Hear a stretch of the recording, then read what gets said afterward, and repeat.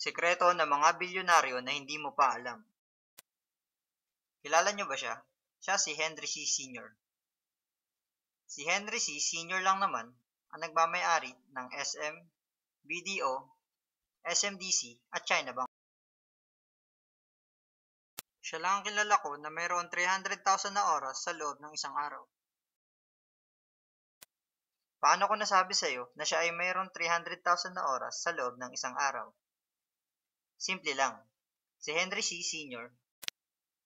ay mayroong 37,500 na empleyado na nagtatrabaho ng 8 oras kada araw. Kaya kahit matulog o magbakasyon si Henry C., ay bilyon ang kita niya. Ang sekreto niya ay tinatawag na leverage. Ang leverage ay ang pagpaparami ng oras at abilidad mo sa tulong ng ibang tao.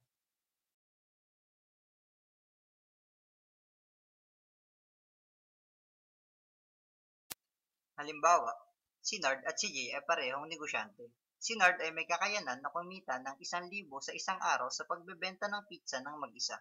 Samantalang si Jay naman ay kayang kumita ng higit sa kinikita ni Nard ngunit sa parehong produkto sa pamamagitan ng maraming tendero.